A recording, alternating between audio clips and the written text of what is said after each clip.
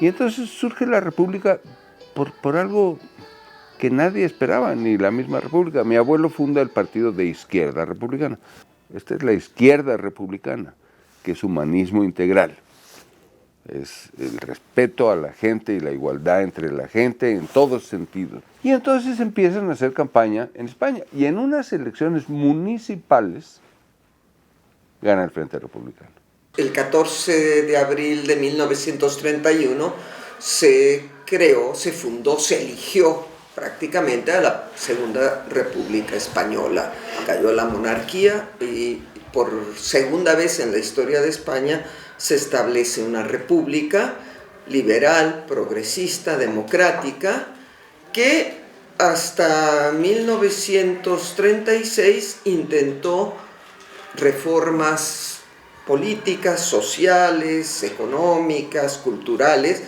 La república que ganaron las elecciones los republicanos, yo me sentía muy contenta porque había ganado, pero no sabía nada de partidos ni nada de nada.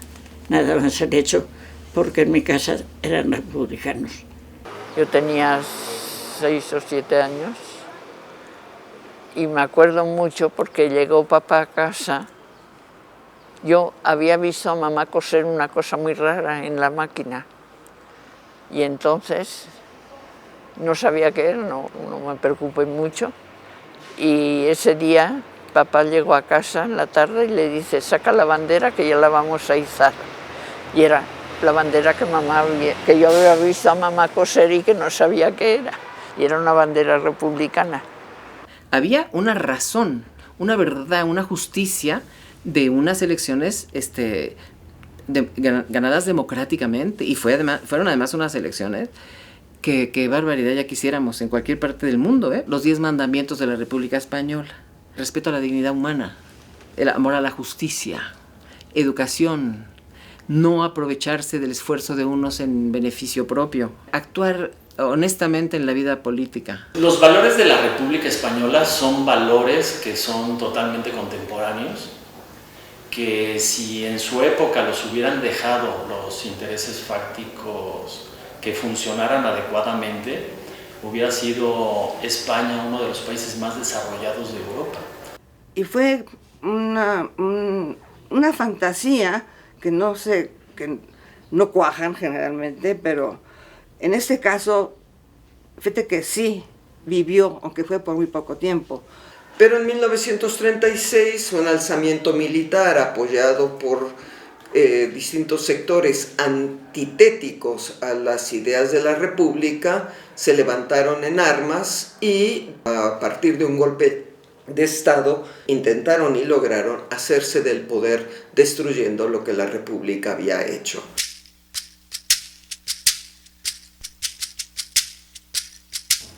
No fue una guerra de hermanitos, fue una azonada, fue un golpe de Estado.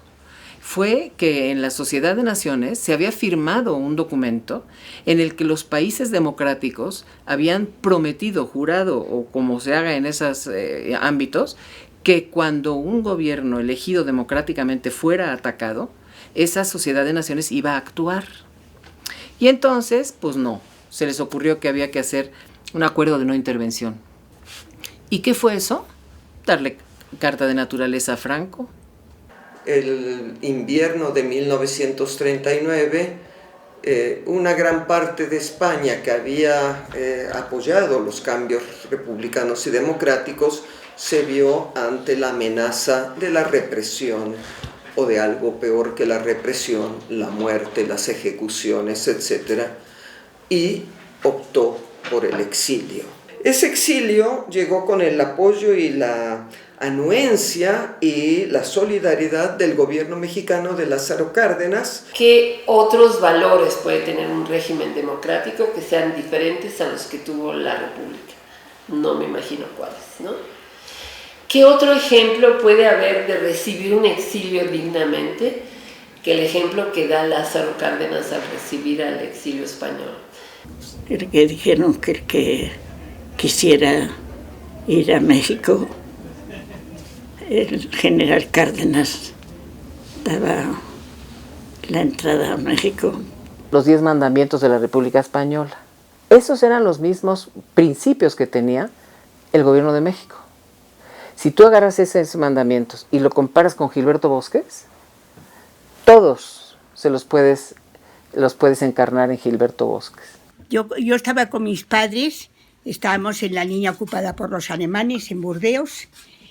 Mi padre estuvo prisionero de los alemanes porque estaba en la resistencia y por fin cuando pudo evadirse pasamos la línea de demarcación por la montaña y gracias a ayuda de muchos también que nos ayudaron, la verdad, llegamos a Marsella y recuerdo muy cariñosamente a don Gilberto Bosques que nos ayudó para arreglar el pasaporte. A mí me parece que el verdadero encuentro que se dio entre México y España fue cuando el exilio republicano llegó a este país. Y había mucha familia en España que no vi, la volví a ver muchos años después, porque todos eran de familia numerosa, tanto mi madre como mi padre, ¿no? Pero los conocí muchos años después. El agradecimiento de todos los que vinimos en la época de la Guerra Civil es infinito, no tiene límite. Para nosotros México no es la segunda patria, es la patria. Pues mira, mi llegada a México es como saliendo de la oscuridad, como que se prendió la luz. Yo soy mexicana, pero nunca, jamás dejaré de ser republicana española. Pues el exilio es un momento histórico de México donde hay un aporte importante a este país.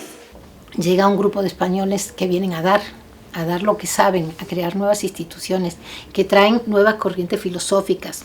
Pues los asumió a través del Instituto Politécnico Nacional y de la UNAM, y ahí hubo pues grandes ingenieros, arquitectos, filósofos, juristas españoles que se integraron en esas instituciones y que crearon escuelas. Un ejemplo paradigmático fue la creación de la Casa de España, hoy Colegio de México, como una forma de generar valor en la academia mexicana a través de los doctores españoles que vinieron aquí. Pero es muy interesante también el impacto que tuvo en la educación primaria, por ejemplo, con la creación de los colegios del exilio, ¿no?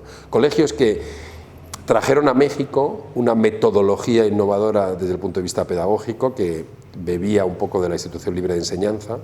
El gobierno republicano, que era el legítimo, por hablar, no el legal, si queremos hablar de legalidades y legitimidades, era el legítimo. México no rompió que aquí se reunieron las Cortes Españolas. Y en México, entonces, gracias al general Ávila Camacho, se reúnen las Cortes Españolas en un territorio que es español durante 3 horas, y don Diego Martínez Barrios, presidente de las Cortes, nombra a mi abuelo jefe del gobierno. Pero ya ni somos de México ni somos de España, estamos en mitad del Atlántico. El regreso es imposible, porque la sociedad española no pudo, no la dejaron o no quiso hacer lo que en términos legales se llama anagnórisis. La etapa del silencio o la no existencia de relaciones diplomáticas, creo, es que simplemente no había una cobertura oficial de unas relaciones que existían. Y creo que el restablecimiento de las relaciones diplomáticas en el 77 lo único que hizo fue darle ya una cobertura oficial a algo que era natural, ¿no? y que necesitaba pues, de una cierta institucionalidad.